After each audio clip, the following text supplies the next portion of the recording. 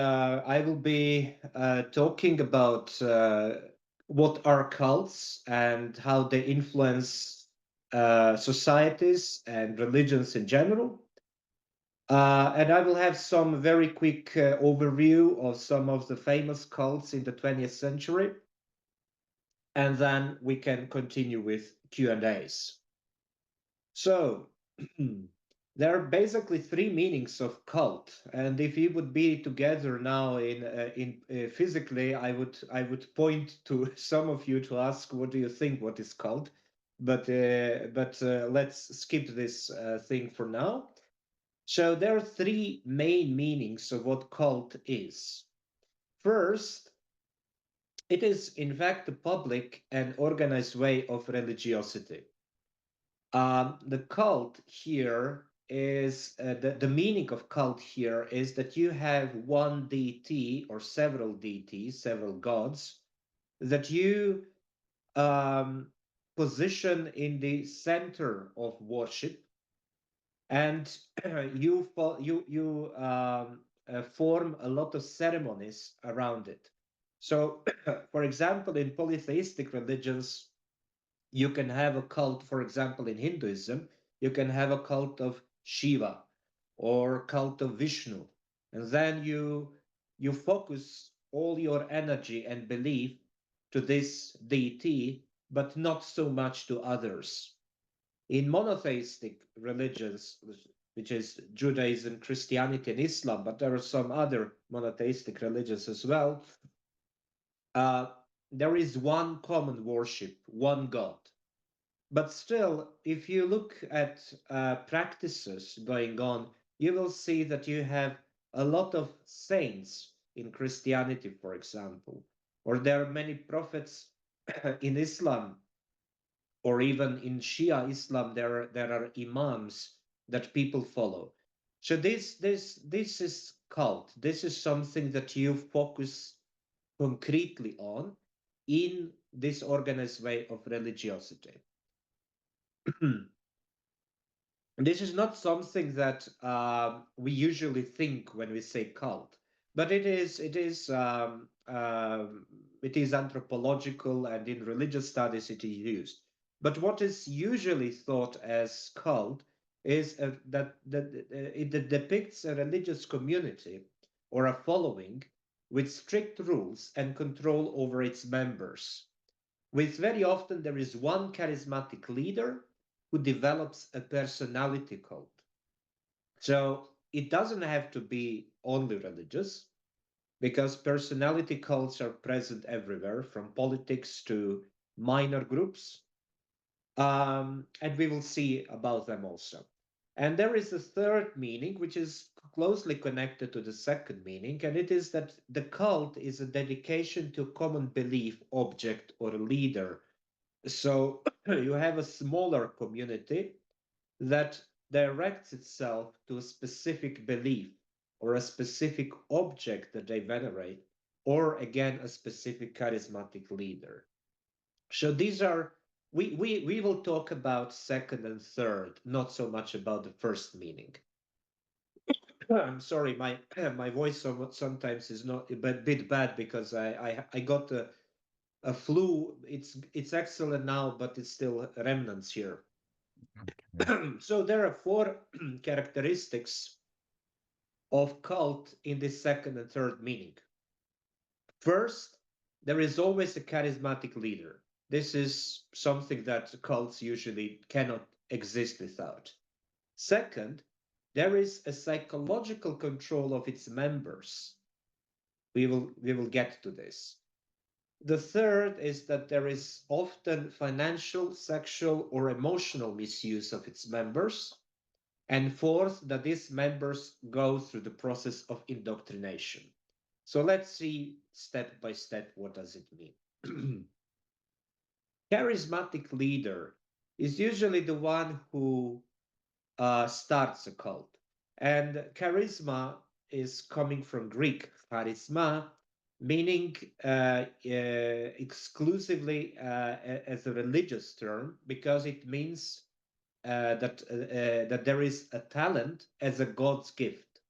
So this talent is as Max Weber would say, it's exceptional quality of a person that puts this individual completely aside others. So you know who is charismatic because you feel the charisma of this person. Um, However, sometimes this charisma is not tied to the personality, but to the position one has in society. And when one loses this position, the charisma goes away. Why is charisma so important? Well, especially in the world of politics, but also in religious communities, the leaders are the one who inspire and encourage the belief of followers, so that they can, in a way, they can identify with this leader and maybe even copy what this leader does.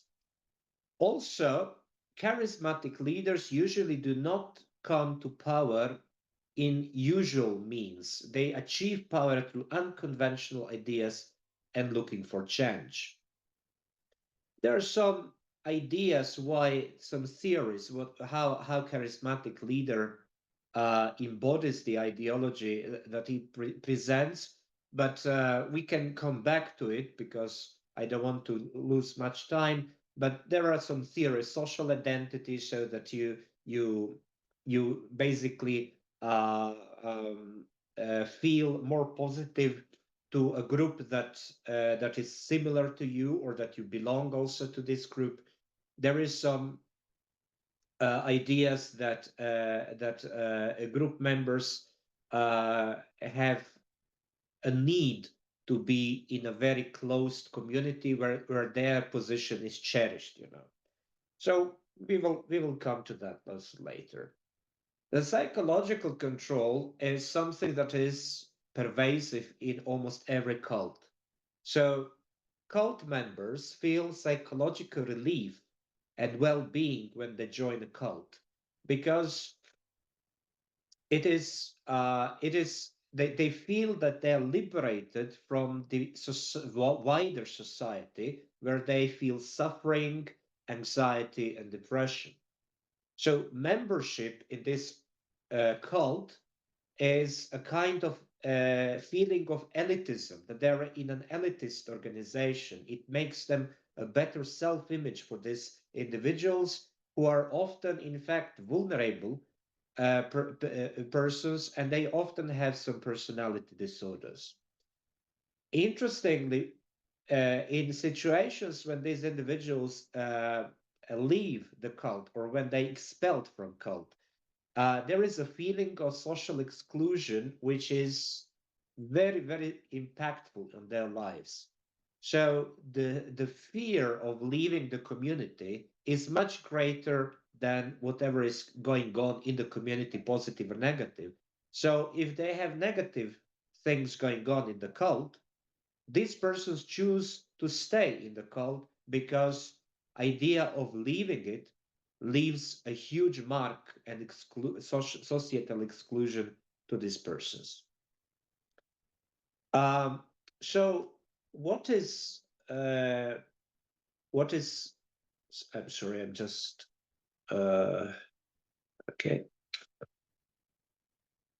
So what is a good comparison with cult members is also seen sometimes in as victims who are stigmatized through education of a broader society.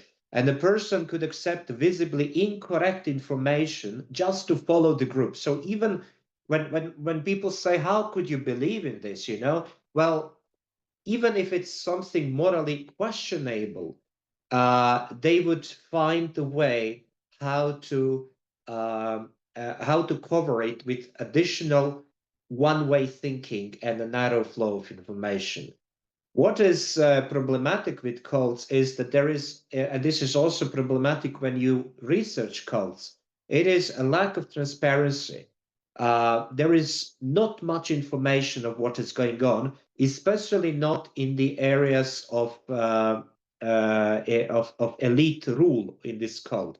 So one cannot question the leadership, but even if one does, there is always this issue that you can be rejected.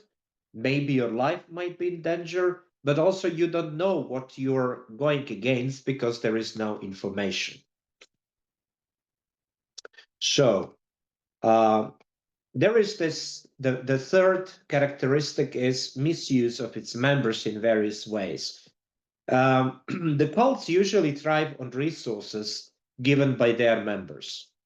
So the charismatic leader lives off financial means that the cult members give him.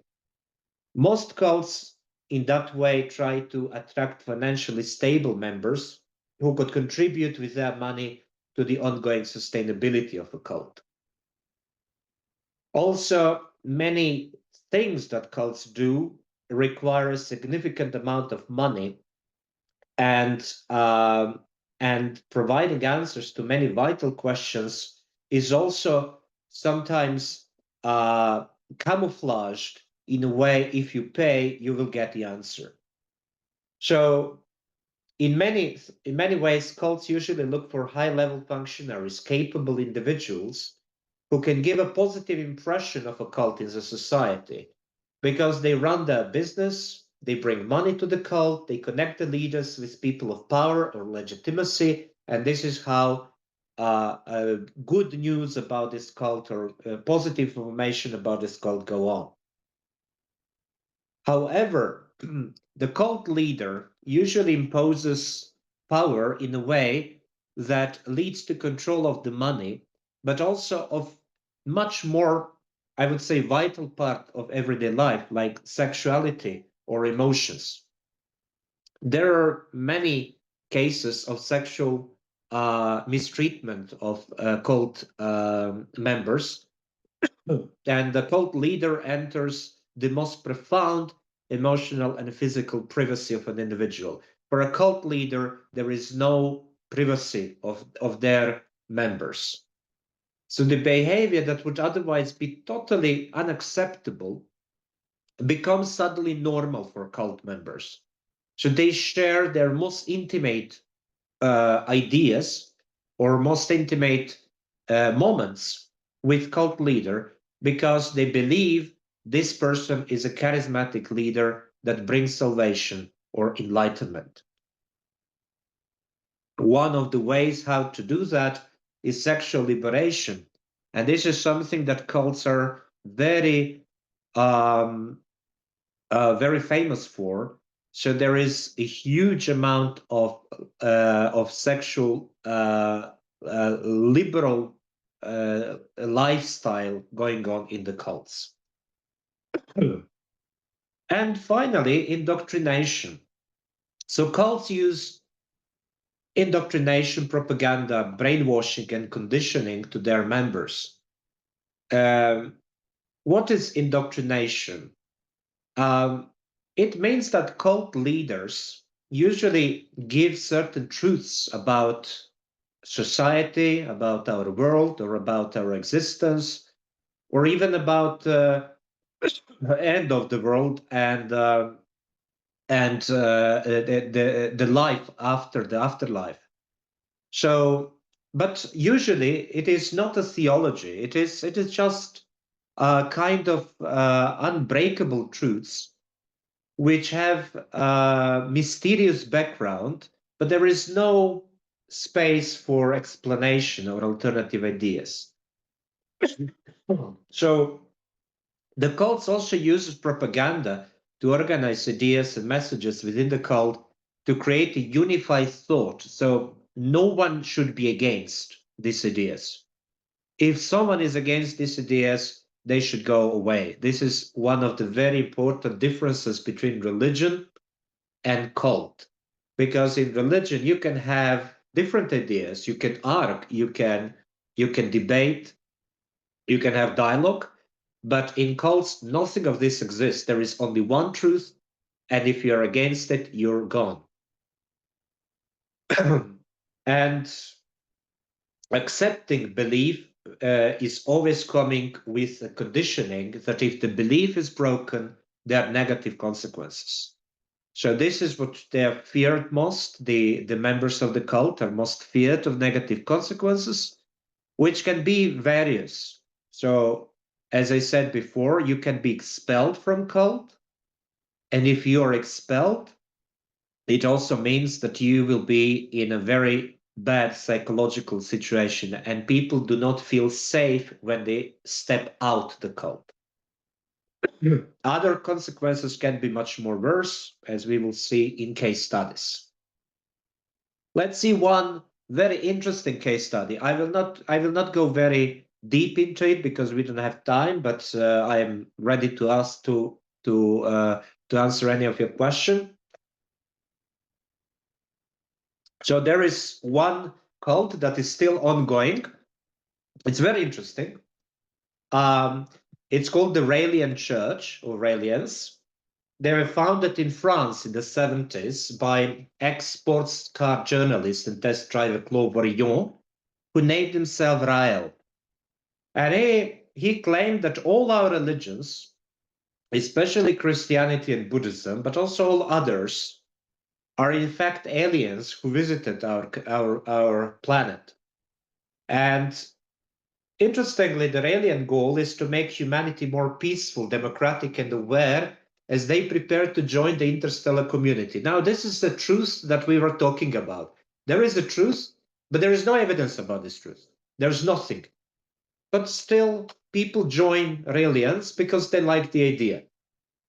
And every Raelian who comes has to disavow other religions. So that is conditioning. They have to upload their genes to a space computer, which allows for their digital reincarnation and immortality one day. So you can see that this is also some kind of brainwashing. One of the ways how they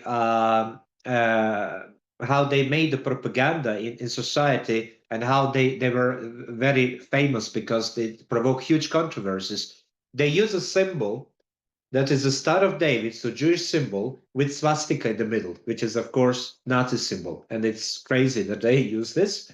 So they have a lot of things going on. They believe in free love, no marriage, sexual liberation, full equality for LGBT people. They practice a lot of interesting practices, sexually liberal practices, and they wanted to clone people. Today, there are some 17,000 members worldwide. They have a very hierarchical organization, and so what they do is that they have this cloning project. They have projects of so-called alien embassy, and all of this is a sort of even humoristic, but a lot of money is going on also inside. This is one of the cults that have not been, that they did not take a very negative turn. Up to now, there was no serious accusation against them. And that's why this is some kind of cult that is interesting. People would say maybe crazy, but it works. Another completely other side is the Manson family. So this is a family made in 1968. It is made by Charles Manson, who was a very troubled young man, obsessed with music, particularly the Beatles and Scientology, and he was leading quite alternative lifestyle with occasional criminal acts, and he was in jail several times. But he was excellent master manipulator.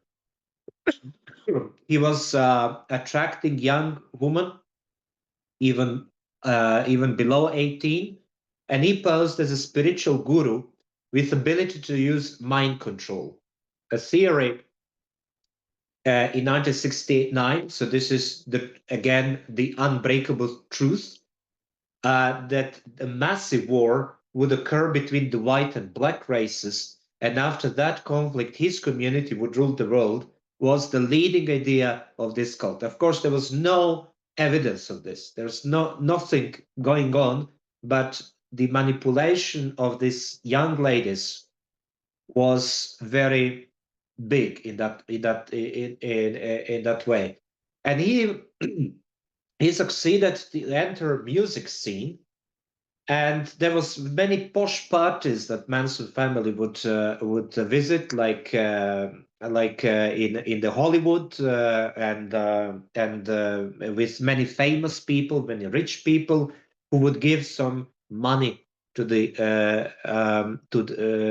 this cult. They started to move to a ranch. They lived from stealing and Manson's interpretation of biblical verses and the lyrics from the Beatles. The Beatles were, in fact, an interesting case because he used the Beatles as somehow even spiritual music. So the spiritual truths are based on in Beatles, and and he started to be more aggressive, and because there was no this interracial war that he was calling for, so he tried to provoke a war through a series of homicides done by his followers. So there were several cases of murder which ended with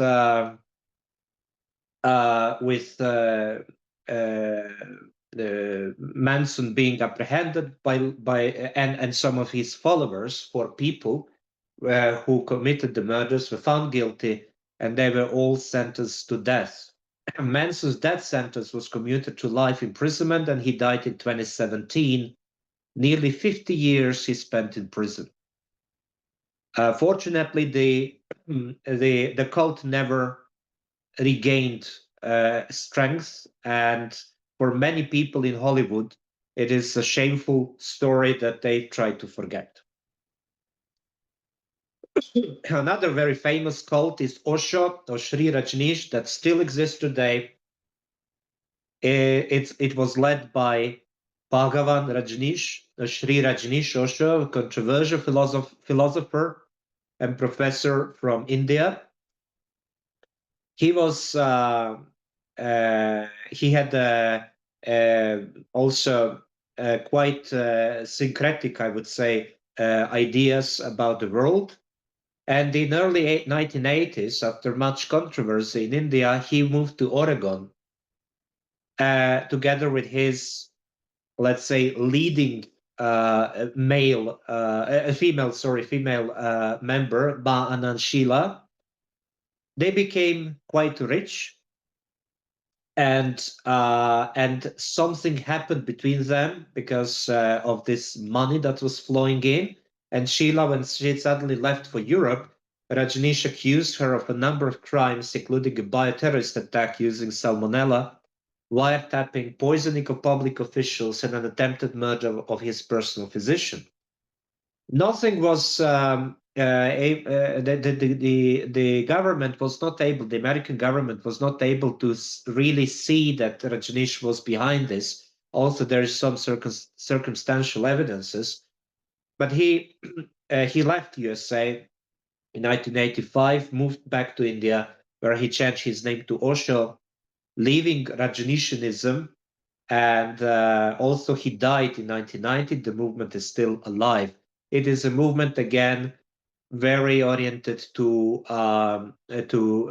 sexual liberalism and to many kinds of syncretic beliefs. Heaven's Gate is another one, which is a very sad story, led by Marshall Applewhite, a guy whose belief was that the human body was only a temporary vessel, and that it would have to be discarded to reach the next level, or heaven. And when a comet called Hale-Bopp appeared, he was so influential to his members that they decided to kill themselves, to make suicide, to mass suicide, so that they could leave the body and enter this comet, which was said to be a alien spacecraft. This is very sad. So 15 people would commit suicide each day between March 22 and 26, 1997.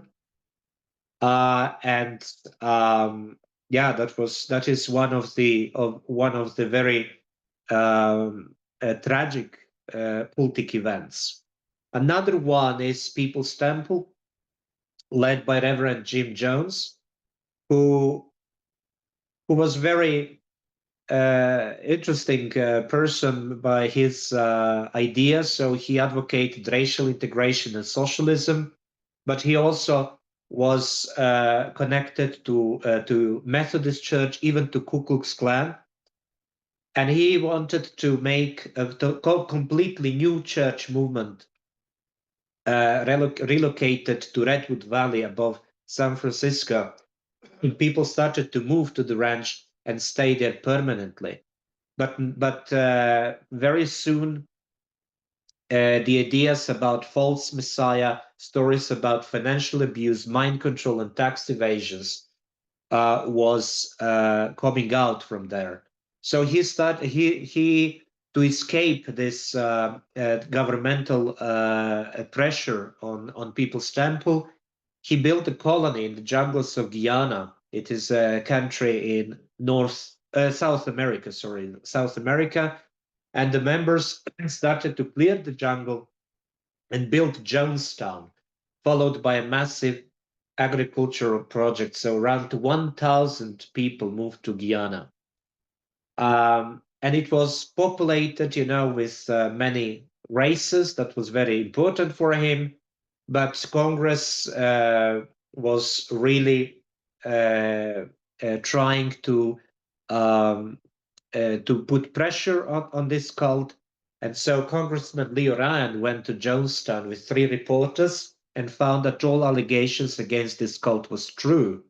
And when he would try to leave with 14 cult members, they were all shot and killed because of what would become of this cult. Of course, there would be some probably even army would come to